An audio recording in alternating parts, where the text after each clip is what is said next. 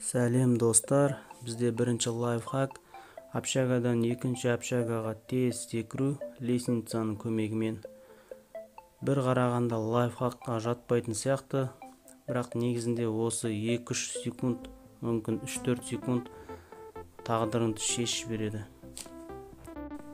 Тез лутация етіп бірінші болып қару алсаң, Сосновкада тірі қалуыңа көмектеседі.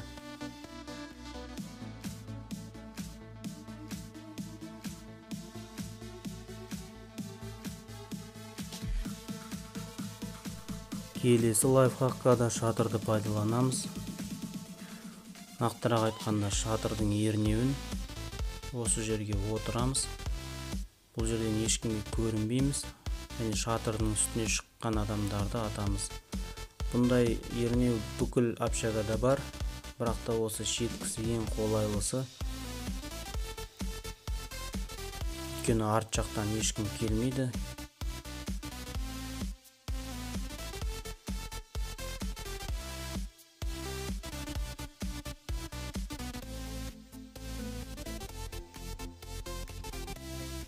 Бұндай ернеуді екінші этажға кіруге де пайдалануға болады. Яғни ернеуге шығасың, жаймен екінші этаждың терезесіне қарай секіресің, паркур арқылы ішке кіресің. Бұл тәсіл скватпен ойнағанда жақсы. Екінші этажды күзетіп тұрса лестницада, достарың астында айналдырып тұрады, сен терезе арқылы кіріп бәрін атасың. Лестницада болса лестницада, басқа жағында болса басқа жағын. Бұл общагалардың мынандай темір есіктері бар. Бұл есіктің бір қасиеті, коктейль молотова нижний бросокпен лақтырсаң ішке кіріп кетеді. Көргендеріңіздей жанып жатыр іші, ал обычный граната ішке кірмейді.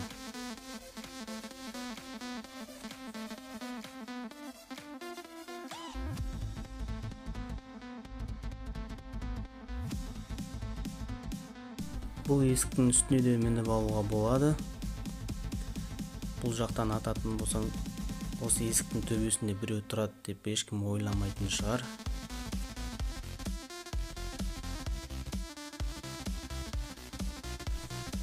Байқағандарыңыздай бұл есікте оқ өткізбейді.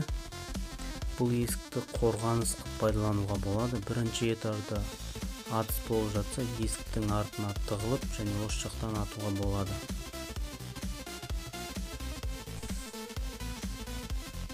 Сізді қуып келе жатса, екінші этажға көтеріліп кеткендей болып, бұл есіктің артына тығылып, кіргенде артынан атуға болады.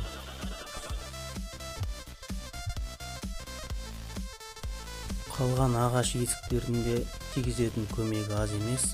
Бұл есіктерді пайдаланып, екінші этажда не болып жатқанын көруге болады.